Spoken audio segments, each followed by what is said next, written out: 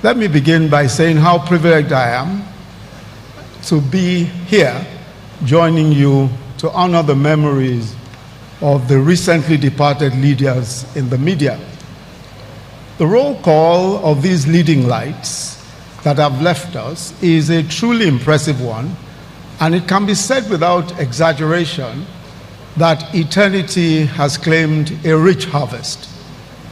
These men were remarkable and outstanding, giants of their crafts in every right.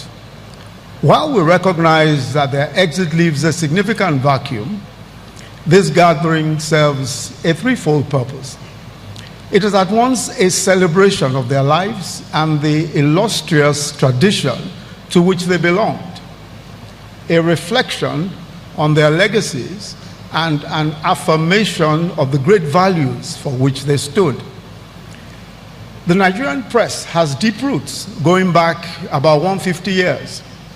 Indeed, the Nigerian press came into existence before Nigeria itself and was instrumental to the birthing of this nation. The pantheon of heroes of free speech as an institution is one to which all our honoraries belong, and this is a rich one indeed. Several luminaries of the anti-colonial and nationalist movements were also leading figures in the press. Nnamdi Azikiwe, Ernest Ikoli, Anthony Enahoro, Herbert Macaulay first established themselves as journalists of repute. Indeed, at one point, between Nnamdi Azikiwe and Obafemi Awolowo, they controlled 5 and 10 newspapers, respectively. Considering its origins as a bastion of the nationalist struggle, it's not surprising that the relations between the Nigerian press and the Nigerian state were always largely adversarial. In the years after we gained our independence from the British, this dynamic was accentuated by the succession of military dictatorships that seized power following the collapse of the First Republic in 1966. Since military rule is defined mainly by the abbreviation of civil liberties, and in particular, the right to freedom of expression, the press found itself on the opposite side of confrontations with the military regimes of that era. The apogee of the tensions between the press and the military in the 1970s was the nationalization of the Daily Times. Those with long memories will remember the 70s as the era in which Bolabo Ogunsanwo and Edi Ade-Rinoku came into their own as editors of the Sunday Times and Daily Express, respectively. Both of these giants held court as two of the most respected journalists and public commentators of their time. Who can forget Ogunsanwo's interventions in the Joseph Taka-Godwin Dabo affair, the cement importation scandal, or the cement armada, Kuku and Toss Benson, the Kuku and Toss Benson tango. Edi Ade-Rinoku was exceptional, an accomplished poet, with compilations like Ebony on Snow, Dance of the Vulture, and the prescient Dark Days Are Here. He was one of the earliest and most influential promoters of music, of Nigerian music and entertainment.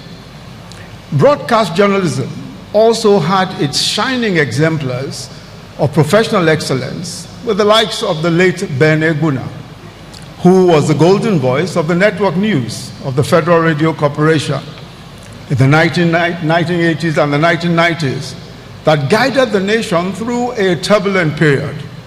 A 40-year veteran of broadcast industry, he would serve as news director of the Voice of Nigeria and rise to be the Director General of the FRCN, and also serve as the President of the African Union of Broadcasters. But what will live long in our memories is the rich texture of his voice, interpreting national events for millions of Nigerians for nearly 2 decades. And there was also in that era another iconic figure, B.C. Lawrence, Uncle B's Law, whose multifaceted career saw him write a hugely popular long-running column in the Vanguard, He served as general manager of Radio Lagos, from where he midwifed the establishment of the Lagos Television, which pioneered 24-hour broadcasting in Nigeria. And he also earned acclaim as a seasoned sports administrator. Having begun his career at the Nigerian Broadcasting Service, the precursor to the FRC, Bizlaw's remarkable footprint of excellence spanned radio, television, and print journalism, as well as sports administration. In the illiberal and hostile climate of the 1980s and the 1990s, many journalists took to the front lines of civil society's struggle against tyranny. And they did so at great risk to their personal well-being and safety. And they used their publications to advocate democracy. Many of you in this room and your absent colleagues are veterans of that period and paid the price of voluntary deprivation, imprisonment, exile, and in some cases, the ultimate price. We will remember, of course, Malam Ismaila Issa, for example, who served as president of the Newspaper Proprietors Association of Nigeria from 1995 to 2002, which was possibly the darkest era in the life of Nigerian media. And he was right there in the trenches at that time, rallying the press corps against official censorship of the press. There are, of course, many stories of how he helped many news publications to stay alive in those days. That we have a democracy today owes in large part to the sacrifices of the media, of those of you gathered here and those that have departed. These are sacrifices that should never be forgotten. As I said earlier, your departed colleagues were true giants of their craft, whose significance in public life loomed larger than their chosen vocations might have indicated. Alhaji Lateef Jakonde, the action governor of Lagos State, is best remembered now for serving with great distinction, not just as the first elected governor of Lagos State between 1979 and 1983, but also for numerous achievements, ranging from infrastructure to laws covering practically every aspect of governance. But even before then, he had an accomplished career as a journalist that started in 1949 from the Daily Service and led him in 1953 to join the Nigerian Tribune, where he rose to become editor-in-chief. He was the first president of the Nigerian Newspapers Association of Nigeria, NPAN. And of course, his life has been celebrated again and again, and especially by Chief Olusegun Oshoba. Tony Momo, we've heard already about him, an authentic prince of Auchi, Edo State. Just as Mr. Reeku pointed out, his father had 257 children. All I can add to that is that he was the 165th child of King Momo I of Auchi. Tony Momo's personal battle for press freedom earned him a place in the constitutional annals of Nigeria. In the famous case of Tony Momo versus the Senate, Joseph Wires, of blessed memory, former Senate president, summoned him to appear before the chambers over an uncomplimentary and contemptuous publication. He had actually referred to senators as glorified contractors, a matter which at that point was considered a grievous insult. The Senate sought to compel him to disclose his source of information. And as you've heard, Momo sued the Senate at the Lagos High Court over what he described as an attempt to infringe press freedom in the country. Momo argued that a journalist had the constitutional obligation to hold the government accountable at all times, and that this duty will be jeopardized if he had to disclose his sources. The High Court agreed that an individual had the right to refuse to disclose their source of information, whether that individual was a journalist or not. However, and I think it's important as a professor of law to correct the notion that the matter ended there. It did not. On appeal, unfortunately, the High Court was overruled. The appellate court held that under the 1979 Constitution, nobody, no individual, including journalists, was shielded from disclosing their sources of information, especially in exceptional circumstances.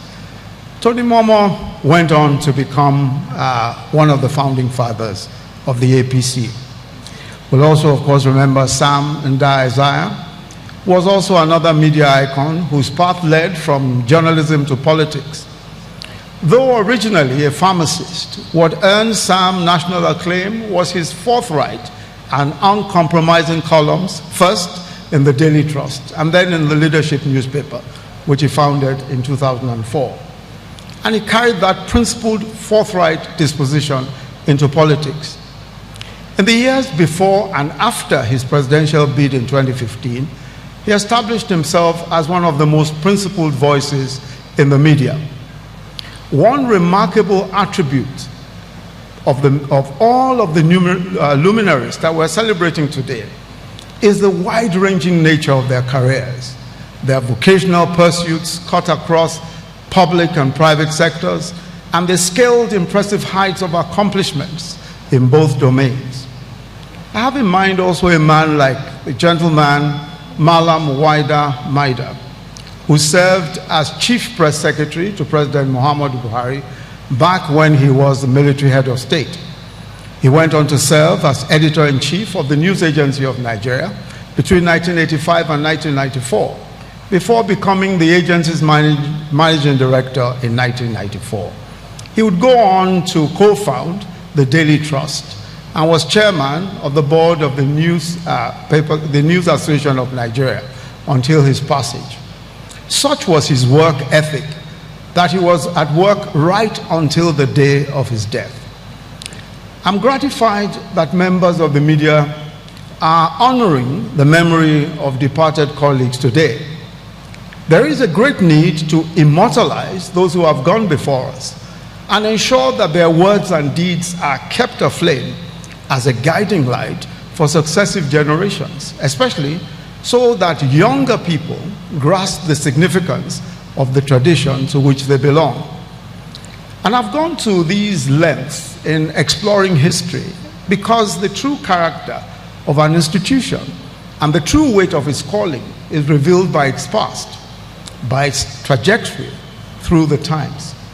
At times it may seem that the media and the government are mortal enemies, but the occasionally turbulent nature of our relationship is, in my view, part of the natural creative tension that must exist between institutions arising from our different mandates.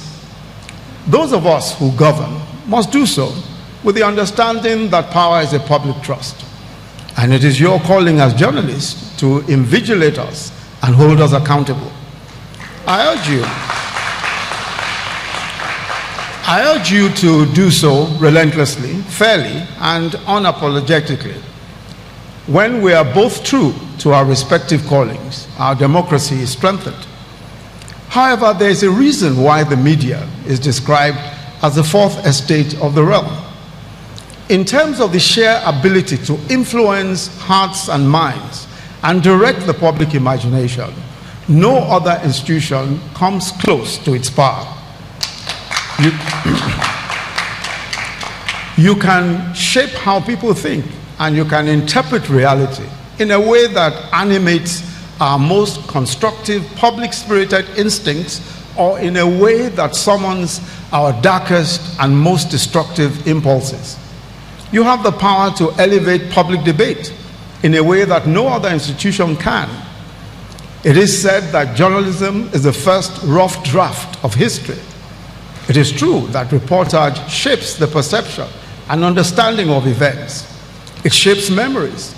And because of all of this, it can influence behavior for good or for ill. There are arguably no bigger influencers than those who report and interpret the world to us. This is considerable power, and it comes with responsibility. And I emphasize this because we are at yet another defining moment in history, the age of technology, where once the dissemination of news was the preserve of states and corporations, the information revolution has completely democratized the media environment. The very meaning of the term media owner has changed and no longer refers to people with the profiles of some of those of us who are here. In this era of citizen journalism, everyone now has a voice, whether through blogs, websites, online publications, podcasts, etc. The democratization of information unleashed by the information age has also introduced related risks, with the implications, serious implications for economic and socio-political stability. Individuals and private interests now control means of information dissemination that were once the exclusive preserve of corporations and governments who we could easily hold to account. These capabilities are increasingly used now in all sorts of malign ways by those who harbor ill intent. Fake news is being trafficked on a scale that is capable of warping the perception of reality by huge numbers of people and inducing social conflict. I believe that media leaders must use the considerable influence that you have to seek ways of achieving a consensus on the responsible use of social media. But that is a matter for much fuller discussion, perhaps another day. For the moment, these developments converge with this period of turbulence in the life of our nation. There's really no question at all that what should occupy our minds today is whether we are building up our country or whether we're intent on tearing it down. This is a question that we must ask ourselves in every sphere of human endeavor. It is the plumb line by which history will judge our generation. Because there's really only one divide at this point. It's the line between those who are committed to constructive action and those who are pursuing a destructive course. Our country is not perfect, and we all know this. But the cure for her imperfections is certainly, most certainly, not destruction, nor a heedless descent into anarchy, especially as being promoted by some voices.